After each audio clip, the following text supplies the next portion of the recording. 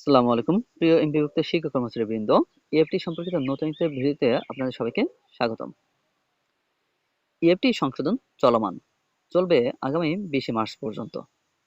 MPO শিটের যে দৃশ্যমান ভুলগুলো রয়েছে সেগুলো সম্পর্কে অনেকেই সন্দিহান যে আসলে কোন ভুলগুলো আপনারা সংশোধন করবেন এবং কোন ভুলগুলো সংশোধন করবেন না। তো আমি আমার প্রথম ভিডিওতে দেখিয়ে দিয়েছিলাম যে আসলে আমাদের যে ভুলগুলো রয়েছে, ইএফটি আপডেট যে শীটটি রয়েছে সেই শীটটি দেখলেই কিন্তু আমরা ধরে নিতে পারি যে আমাদের আসলে কোনগুলো সংশোধন করা প্রয়োজন। তো এখানে সকল তথ্য কিন্তু সংশোধন করতে হবে না। যে তথ্যগুলো আমাদের সংশোধন করতে হবে সেটি হচ্ছে এনএডির সাথে এমপিও শীটের সাথে নাম, জন্ম তারিখ এবং মোবাইল নাম্বার, এই এইগুলো আমাদের সংশোধন করতে হবে এবং বিষয়গুলো, বিষয় পদবি এগুলো সংশোধন করতে হবে। তো যাদের এই বিষয়গুলো মিল নেই তাদেরগুলো সংশোধন করতে হবে, আর যাদের এগুলো মিল রয়েছে তাদের কিছুই করতে হবে না। তো এখন আপনি যে ধাপেই টাকা পান না কেন, যদি আপনার এই ভুলগুলো থাকে তাহলে কিন্তু আপনাকে অবশ্যই সংশোধন করতে হবে। আর মোবাইল নাম্বার যদি এমপি সেটির সাথে আপনার মিল নাও থাকে, যদি সেটি এনএডি দ্বারা রেজিস্টার থাকে তাহলে কিন্তু আপনার সেটি চেঞ্জ করতে হবে না। আর এনএডি নাম্বার যদি আপনার যে ডিজিটই থাকুক না কেন, 10 ডিজিট, 13 ডিজিট বা 17 ডিজিট যেটাই থাকুক না কেন, সেটি যদি আপনার সঠিক থাকে তাহলে কোনো সংশোধন করতে হবে না। এটি আপনার আগে যদি 17 ডিজিটে থাকে বা 13 ডিজিটে থাকে, এখন যদি আপনি 10 ডিজিট দেন তাতে কোনো সমস্যা নেই। এতে সঠিকটি থাকলেই হবে। আর যাদের সঠিক নেই তাদের অবশ্যই সংশোধন করতে হবে যদি ইএফটি ফর্মে আপনি ভুল আপলোড করে থাকেন। আর যদি এমপিও কপিতে ভুল আপলোড করে থাকেন সেক্ষেত্রে সংশোধন কোনো অপশন নেই। তো আজকে ভিডিওতে দেখিয়ে দিব যে আপনার মা বাবার নাম অনেকের সমস্যা রয়েছে, তো মা বাবার নামটি কিভাবে সংশোধন করবেন, তো সেই বিষয়টি নিয়ে আজকে আলোচনা হবে। এবং পঞ্চম ধাপ সম্পর্কে একটি আপডেট রয়েছে যে পঞ্চম ধাপ কেন গত সপ্তাহে ছাড় হলো না সেই বিষয়টিতে আপনাকে জানিয়ে দিব এবং কবে নাগাদ সেটি ছাড় হতে পারে তাও আপনাদেরকে জানিয়ে দেওয়া হবে। আর পঞ্চম ধাপে কারা কারা বেতন পাবেন আমি আমার গত ভিডিওতে দেখিয়েছিলাম, তো আবারও আজকে জানিয়ে দিব যে পঞ্চম ধাপে কারা কারা পাবেন। তাই ভিডিওটি মনোযোগ সহকারে দেখার জন্য অনুরোধ রইল। প্রিয় ভিউয়ার্স, যদি চ্যানেলটিতে নতুন হয়ে থাকেন তাহলে অবশ্যই চ্যানেলটি সাবস্ক্রাইব করে পাশে থাকার অনুরোধ রইল এবং পাশে থাকা বেল আইকনটি অন করে দিলে সবার আগে ভিডিওটি পৌঁছে দেবে আপনার কাছে। তাই ভিডিওটি শুরু করা যাক। এমপিও শিট কারেকশনের জন্য প্রথমত আমরা এমপিও ইএফটি তে প্রবেশ করব। এখানে ইউজার আইডি এবং পাসওয়ার্ড দিয়ে লগইন করার পর আমাদের সামনে যে ড্যাশবোর্ডে চলে আসবে, এখান থেকে আমরা থ্রি ডটে চলে যাব বা ড্যাশবোর্ডে। ড্যাশবোর্ড থেকে আমরা ইএফটি ডেটা আপডেটে ক্লিক করব। ডেটা আপডেটে ক্লিক করার পর আমাদের সামনে এরকম একটি পেজ চলে আসবে যেখানে সকল শিক্ষক কর্মচারীর তথ্য প্রদান করা হয়েছে সেগুলো শো করবে। তো এখানে কিন্তু সবারই আইবাস ডাবল প্লাস বা ওকে দেখাচ্ছে, বা যাদের রিটার্ন এসেছে সেগুলো রিটার্ন দেখাচ্ছে। তো এখান থেকে আমরা একটা বিষয় দেখে নিব যে ভিউ আইকনটি রয়েছে, অর্থাৎ চোখের মতো যে আইকনটি রয়েছে সেখান থেকে আমরা ভিউ আইকনটিতে ক্লিক করব।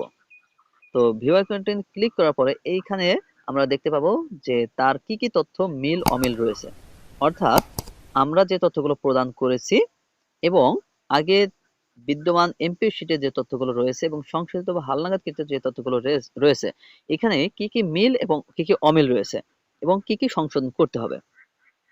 তো এখানে আমরা দেখতে পাচ্ছি যে তার নাম বাংলা ইংলিশ দুটিতেই অমিল রয়েছে, কারণ আগে কারোই বাংলা নাম ছিল না, আগে সবারই ইংলিশ নাম ছিল।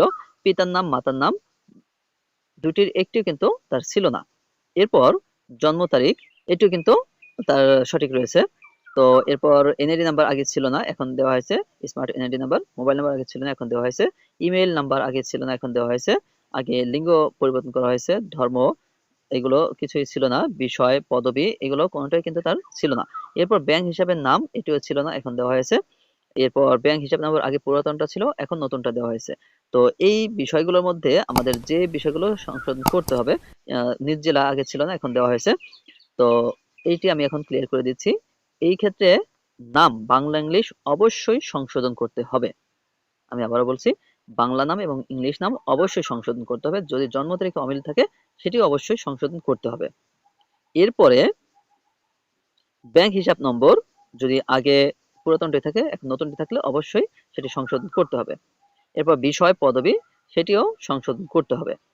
তো এরপর মোবাইল নাম্বার সেটি সংশোধন করলেও হবে, না করলেও হবে।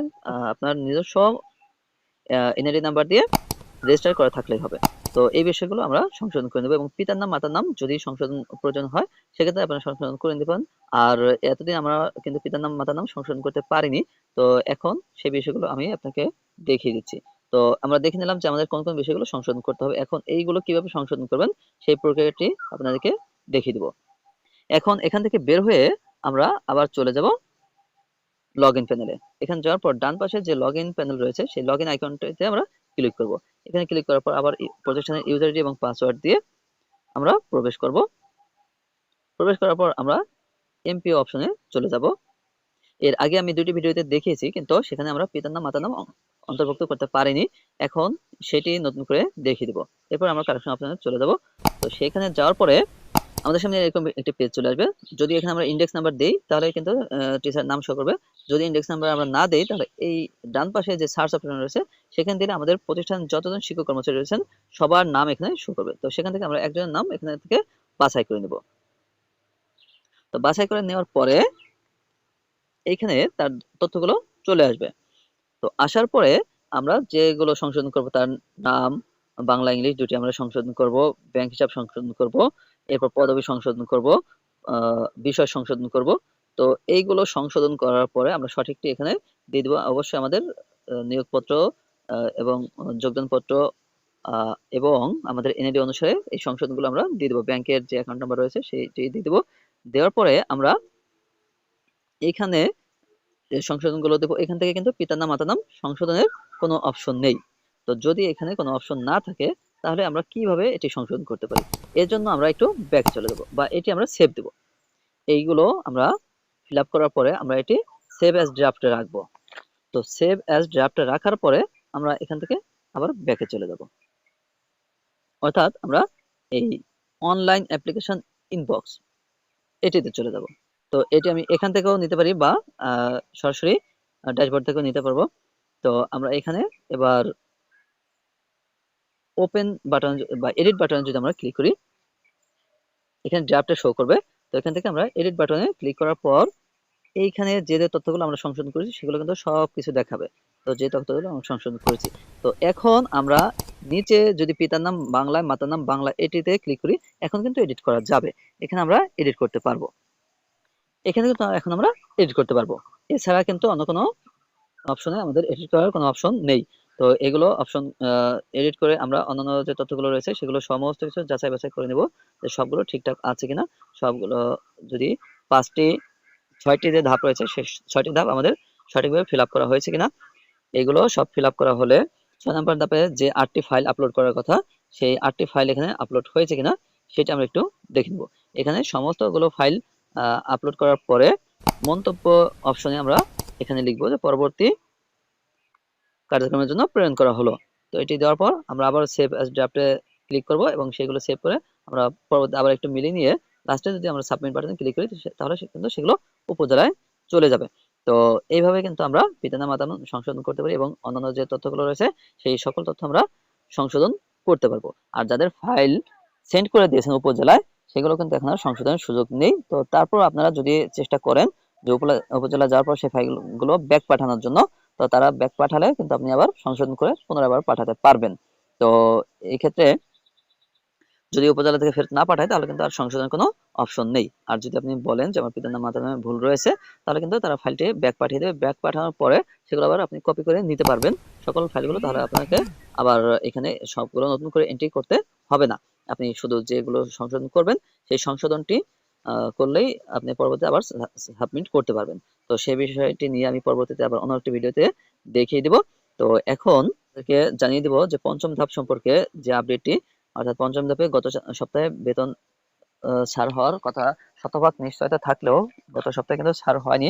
এর কারণ হচ্ছে গত সপ্তাহে নতুন যে এমপিও ভুক্ত রয়েছেন তাদের ফাইলগুলো আপনার ইএফটি ডাটাবেজে সেন্ড করা হয়নি, অর্থাৎ আপলোড করা হয়নি। সেগুলো এখনো পর্যন্ত মাউসিতে রয়েছে। তো মাউসিতে থাকার কারণে সেই নতুন এমপিও ফাইলগুলোতে টাকা প্রেরণ করা সম্ভব হয়নি। তাই পঞ্চম ধাপ গত সপ্তাহে ছাড় করা হয়নি। তো এখানে কিন্তু এমপিও মন্ত্রণালয়ের অনুমোদন পাওয়া গেছে এবং টাকা পাঠানোতে কোনো বাধা নেই। তো এই সপ্তাহে যে কোনো দিন টাকাটি ছাড় হবে। এই সপ্তাহে আপনারা ইনশাল্লাহ পেয়ে যাবেন বলে মানসিক কর্মকর্তা জানিয়েছেন। তো ইএফটি সম্পর্কিত আরো কোনো নতুন আপডেট পেলে অবশ্যই আপনাদেরকে সঙ্গে সঙ্গে জানিয়ে দেওয়া হবে। যদি কারো কোনো মতামত থাকে তাহলে অবশ্যই কমেন্টে জানাবেন। প্রিয় ভিউয়ার্স, তাহলে আজকের ভিডিওতে এই পর্যন্তই। আমন্ত্রণ হলো পরবর্তী ভিডিওর জন্য। সবাই ভালো থাকবেন, সুস্থ থাকবেন। আল্লাহ হাফেজ।